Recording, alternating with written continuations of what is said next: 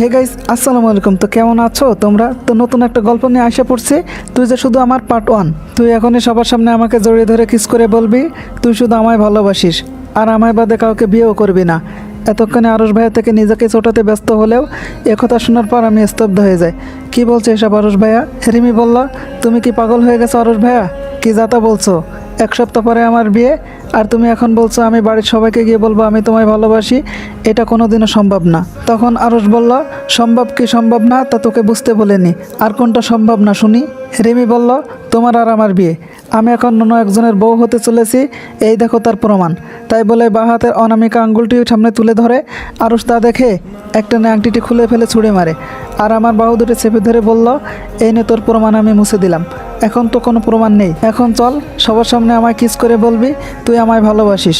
তখন রিমি বলল, আমি পারবো না। আরশ চিৎকার করে রিমির মাথার চুল শক্ত করে ধরে আর নিজের কাছে অনেক টেনে নেয়। তখন রিমি ব্যথায় কুকড়ে ওঠে আর আরশ বলতে লাগলো, ভেবেছিলাম তুই সব কিছু মেনে নিবি, নিজের অপরাধ স্বীকার করবি, নতুন করে সব শুরু করবো পুরনো সব ভুলে। কিন্তু না, তুই রোহানকে বিয়ে করার জন্য অস্থির হয়ে পড়েছিস। আমি তোকে কখনো অন্য কারোর হতে দিব না, বুঝেছিস? তুই শুধু আমার থাকবি, তোর সাথে যা করার আমিই করব।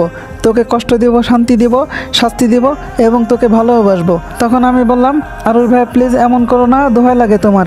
বাসায় এখন অনেক মেহমান, কাল পরশুর মধ্যে সবাই চলেও আসবে, চারিদিকে সবাই নানান কথা বলবে, আব্বু আম্মুকে কটু কথা শোনাবে। প্লিজ ভাই একটু বোঝার চেষ্টা করো। আরশ বলল, তা তোর আগে ভাবা উচিত ছিল, আমার সাথে এমনটা না করলে পারতি। আজ পরিস্থিতি অন্যরকম হতো, তুই আমারও হতে পারতি। আর যাই হোক, সেভাবে না হোক এভাবে তোকে আমারই হতে হবে। আর কি বলছিস, খালা খালুকে নিচে হতে হবে? তাহলে তুই কান খুলে শুনে রাখ, যদি তুই এখন সবার সামনে আমায় ভালোবাসার কথা না বলিস, তাহলে বিয়ের দিন সকালে সবার সামনে আমার একাকিত্ব ছবি আর একটু এডিট করে সকলের সামনে প্রদর্শন করব। সেটা নিশ্চয় ভালো হবে। এখন তুই নিজেই ভাব, বিয়ের দিন তামাশা করে নিজের মা বাবার সম্মান মাটিতে মিশিয়ে আমার হবি নাকি কিছু মানুষের কথা শুনেই আমার হবি? তখন রিমি বলল, আমি পারবো না তোমার হতে, পারবো না তোমায় বিয়েও করতে। কেন করছো এমন? আরশ বলল, কেন রে, কেন তুই আমায় বিয়ে করতে পারবি না? আমার টাকা কম বলে? তাহলে শুনে রাখ, তোর জামাইয়ের থেকে বেশি টাকা এখন আমার, তুই চিন্তাও করতে পারবি না। এই 1 বছরে ঠিক কতটা টাকা উপার্জন করেছি আমি। আজ আমি সবার উপরে একটা মাল্টিন্যাশনাল কোম্পানির মালিক। এখন আমার কাছে গাড়ি বাড়ি সব আছে।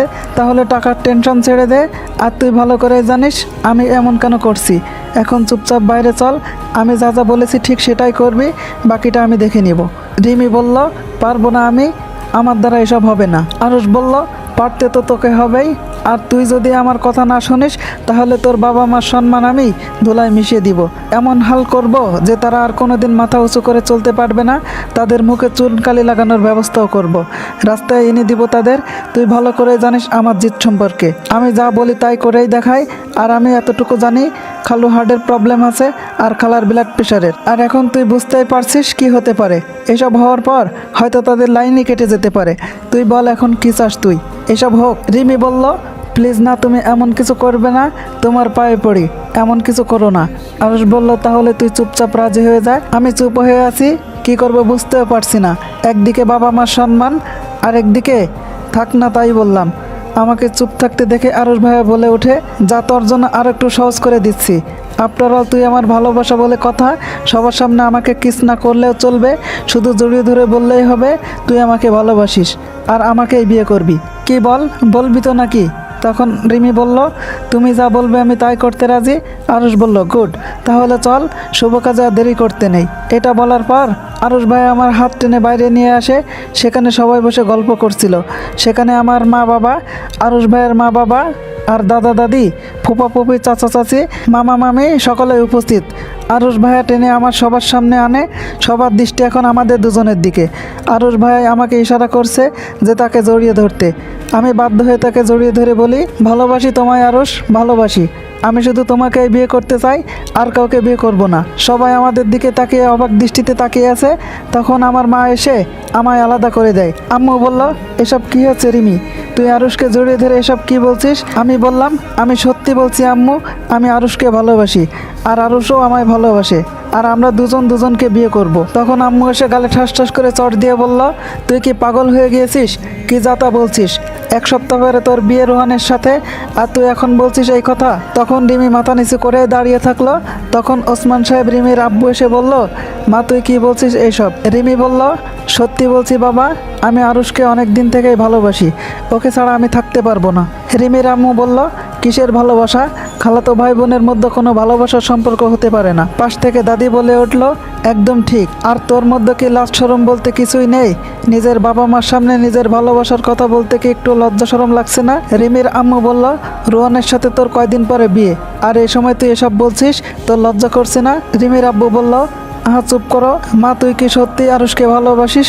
তখন রিমি বলল, তখন রিমির আব্বু বলল, আরুষ কি তোকে ভালোবাসে? এটা বলে আরুষের দিকে তাকায়। আরুষ বুঝতে পেরে বলল, হ্যাঁ খালা, আমিও রিমিকে অনেক বেশি ভালোবাসি। রিমির আব্বু বলল, কবে থেকে? তখন আরুষ বলল, 4 বছর আগে থেকে। রিমির আম্মু বলল, রিমি তুই আমাদের আদরের এমন সুযোগ নিবি আমরা কখনো কল্পনাও করতে পারি নাই। তুই আমাদের গর্ব ছিলি, তুই আমাদের অহংকার ছিলি, তুই আজ আমাদের অহংকার ভেঙে চুরমার করে দিলি। রিমি বলল, সরি মা। তখন পাশ থেকে দাদি বলল, হ্যাঁ সরি, খুন করার পর সরি বললেই তো সব ঠিক হয়ে যায় নাকি? বাপরে কি জোগাইলো, ওই তো তোর নিজের খালাতো ভাইয়ের সাথে প্রেম করতে শরম লাগে না? তখন আরুষ বলল, দেখো দাদি, তোমার যা বলার আমাকেই বলো, রিমিকে না, ওর এখানে কোনো দোষই নেই। দাদি বলে উঠল, সাহস তো কম না তোর, আমার মুখের উপর কথা কস যে নিজের খালাতো বোনের সাথে নষ্টি ফুর্তি করতে তোর লজ্জা লাগে না? তখন রিমির আব্বু বলল, আহা মা চুপ করো তো। দাদি বলল, হ তুই আমারই তো চুপ করাবি খালি। রিমির আম্মু বলল, তোকে এই দিন দেখার জন্য বড় করেছিলাম রিমি। রিমি কিছু না বলে চুপচাপ চোখের পানি ফেলতে থাকে। নিজের মেয়ের চোখের পানি দেখে ওসমান সাহেবের ভিতর একটা দীর্ঘশ্বাস বেরিয়ে আসে। তারপর বলে, রিমি তুই আরুষকে ভালোবাসিস, সেটা আগে থেকে বলিসনি কেন? রিমি বলল, আমি ভয়তে বলতে পারিনি বাবা, যদি তোমরা রাজি না হও, কিন্তু এখন যদি না বলি তাহলে ওকে সারা জীবনের জন্য হারিয়ে ফেলবো, আর আমি ওকে হারাতেও পারবো না। রিমির আম্মু বলল, তাহলে এই বিয়ের জন্য রাজি হলি কেন? রিমি কিছু বলতে যাবে, তখন আরুষ বলল, ও রাগের মাথায় রাজি হয় খালা, তুমি তো জানোই আমি 1 বছরের জন্য বাইরে গিয়েছিলাম ইউরোপে কাজের জন্য। সেখানে গিয়ে আমি রিমির সাথে ঠিকঠাক মতো কথা বলতে পারতাম না, ওর খোঁজও নিতে পারতাম না, আর মাঝে মাঝে তো এত ব্যস্ত হয়ে পড়তাম যে টাইমে দিতে পারি নাই। এই জন্য জিদ করে এই বিয়েতে রাজি হয়। আর ভাগ্যিস আমি ঠিক টাইমে বাংলাদেশে আসি আর এসব জানতে পারি। তখন আমি ওকে বোঝাই, আর ও বুঝতে পারে যে কত বড় ভুল করে ফেলেছে, আর এখনও সময় ছিল, তাই এভাবে আমাদের ব্যাপারটা তুলে ধরলাম, তা না হলে আরও অনেক দেরি হয়ে যেত।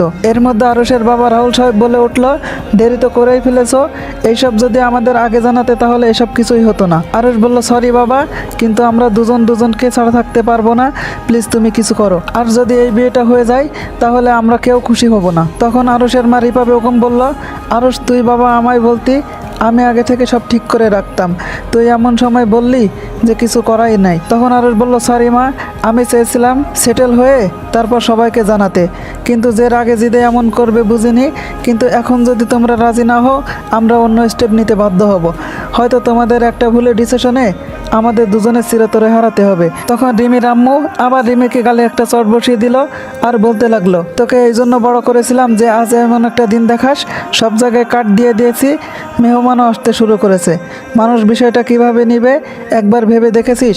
তার থেকে বড় কথা, রোহানের পরিবারকে কি জবাব দিব? আরুষের আম্মু রিপা বেগম বলল, মাথা শান্ত কর বোন, এখনো হাত থেকে কিছু ছুটে যায়নি, তুই শান্ত হ। রিমির আম্মু বলল, কিভাবে শান্ত হব আপা, ও আজ যা করছে তাতে আমরা কিভাবে রোহানের পরিবারকে জবাব দিব? আরুষের আব্বু বলল, কিছু তো একটা করতে হবে, কিন্তু যাই হোক ওদের দুজনকে আলাদা করা যাবে না, তা না হলে হয়তো আমাদের সন্তানদের আমাদেরই হারাতে হবে। এই কথা শুনে রিমির আম্মুর বুকের ভিতর মোচড় দিয়ে ওঠে, কেননা তার একমাত্র মেয়ে। যতই যাই বলুক এবং যে যাই বলে বলুক, আমি আমার নিজের মেয়েকে বেশি ভালোবাসি। আর এটা বলে রিমিকে বলল, তুই আমায় এসব আগে বলিসনি কেন?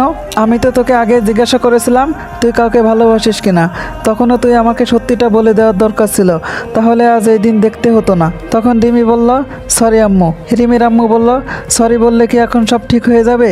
কিভাবে এসব সামলাবো তুই বল? তখন রিমির আব্বু ওসমান সাহেব বলল, আমি দেখছি ব্যাপারটা, কী বা করার, ওরা দুজনকে ভালোবাসে, তাহলে তো আমাদের আর কিছু করার নেই, তাহলে দেখি কি করা যায়। আর তোমরা দুজন রুমে যাও, আমাদের কিছু কথা আছে। আমি কিছু না বলে রুমে চলে আসি আর বালিশে মুখ গুজে কান্না করতে থাকি। চোখের পানি যেন বাঁধি মানছে না। মোবাইলে আরুষ ভাইয়ের ছবি বের করে বুকে জড়িয়ে কাঁদতে থাকি। রিমি বলে, নিজের ভালোবাসার কাছে যে এইভাবে নত হতে হবে বুঝিনি আরুষ ভাই। কিন্তু আরুষ ভাই, তুমি এরকম না করলেও পারতে। আমি যা করেছি তা তোমার ভালোর জন্যই করেছি। তোমাকে আমি নিজ থেকে দূর করতে বাধ্য ছিলাম, আর এর শাস্তি আমি তিলে তিলে পেয়েছি, আর হয়তো সারা জীবনে পেতাম। কিন্তু তুমি যা করেছো তার পরিণাম কী হবে তা আমার জানা নেই। আদৌ আমরা এক হয়ে থাকতে পারবো কিনা জানি না। এইটা বলে রিমি কান্না করতে থাকে। এইদিকে আকাশের পানে তাকিয়ে আসে আরুষ। তাকিয়ে থাকতে থাকতে তার ভিতরে দীর্ঘশ্বাস বেরিয়ে আসে। আরুষ বলতে থাকে, তুই সেদিন এমন না করলেও পারতি, তাহলে আজ আর তোর আর আমার লাইফে এমনটা হতো না। কি দোষ ছিল আমার বল? তোর চোখে শুধু টাকারই দাম, আমার ভালোবাসার কোনো দাম নেই। টাকার সামনে আমার ভালোবাসা পায়ে ঠেলে দিলে সে যাই হোক, তুই যা করেছিস কিন্তু তা আমার থেকে দূরে গিয়ে নয়, বরং আমার কাছ থেকেই পাবি। আমার হয়ে তুই যত যাই কর, তোকে তো আমারই হতে হবে, কেননা তুই যে শুধু আমার। তোকে তো এই আরুষের হতেই হবে রিমি, আর তুই শীঘ্রই